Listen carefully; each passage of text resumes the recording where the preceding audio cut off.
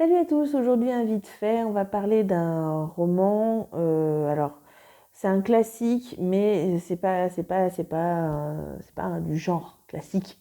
Voilà, un classique de la fantasy.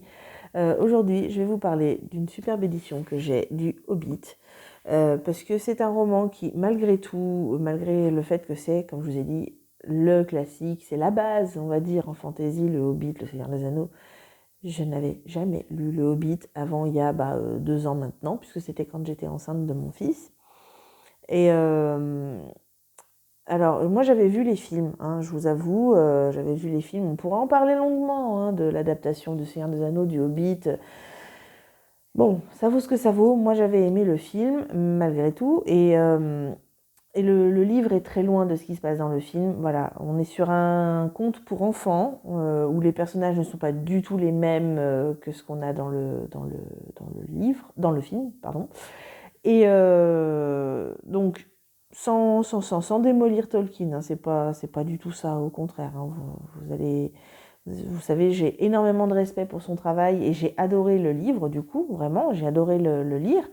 Comme je vous ai dit, ça reste de la lecture jeunesse. Il faut pas s'attendre à un truc voilà, qui envoie du lourd comme ce que je peux lire d'ailleurs en fantasy. On n'est pas comme sur du Robin Hood, par exemple, qui est déjà beaucoup plus mature. Où il y a des thèmes, voilà. Là, on est sur des elfes qui chantent, on est sur des espèces de lutins, voilà. Non, ça reste du conte pour enfants, vraiment. On a, par contre, c'est du conte pour enfants d'il y a longtemps, parce que pour des enfants d'aujourd'hui, ça reste peut-être un peu lourd à lire, parce qu'il y a beaucoup de descriptifs, notamment de paysages, de personnages. C'est un récit qui prend son temps, qui avance vraiment ouais, un peu doucement. Je sais que ma fille a eu un petit peu de mal à lire. Elle a 10 ans, donc à l'époque, vous voyez, elle en avait 8.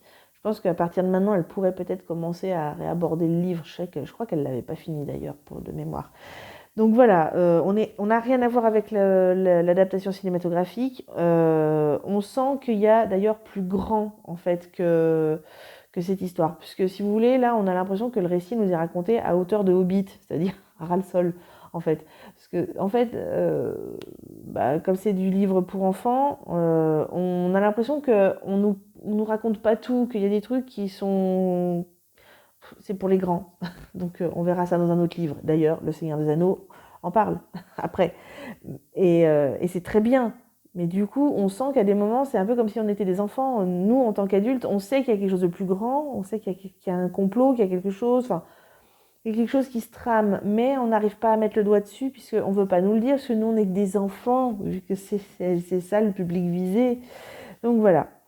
Euh, Après, voilà, c'est une histoire, ça reste classique avec des créatures, voilà, des nains, des lutins, enfin des hobbits, même du dragon. Donc, vous voyez, d'ailleurs, je vais vous parler de cette belle édition, puisque pour ceux qui connaissent déjà le Hobbit, il n'y a pas tellement d'intérêt à ce que je vous en parle là. Je ne vais pas vous faire un gros descriptif, c'est pour ça que je fais qu'un vite fait.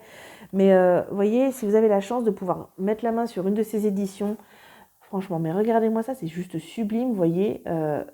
C'est l'édition où il y a les dessins de Tolkien dedans, avec même une reproduction de la carte pour aller jusqu'à Smaug. Voilà, c'est juste de la folie. Euh, une édition vraiment superbe, avec une préface d'ailleurs que j'ai eu plaisir à lire. Je lis pas toutes les préfaces sur tous mes livres, mais là, la préface signée du plus jeune des fils de Tolkien était à la fois intéressante du point de vue de la construction du récit, de l'histoire, de l'univers, mais elle était aussi très touchante et émouvante du fait que c'était raconté par son fils. Voilà, donc vous voyez, je vais le remettre dans son joli coffret. Tac. C'est le livre que j'avais à mon chevet quand ma maison a brûlé. Il y a même un peu des traces de suie dues à mon incendie de maison. Vous voyez, donc c'est une édition que je chéris de très, très très fort. Voilà. Bref, je suis contente de vous l'avoir présenté. Je pense que je vais vous présenter dans d'autres vite fait d'autres romans, on va dire classiques, Voilà, mes classiques à moi. J'espère que ça vous fera plaisir. Je pense que pour la période là des fêtes qui s'annonce, ça me permettra d'enchaîner assez rapidement et puis de vous donner peut-être des idées pour ceux qui les ont jamais lus. Voilà, à bientôt!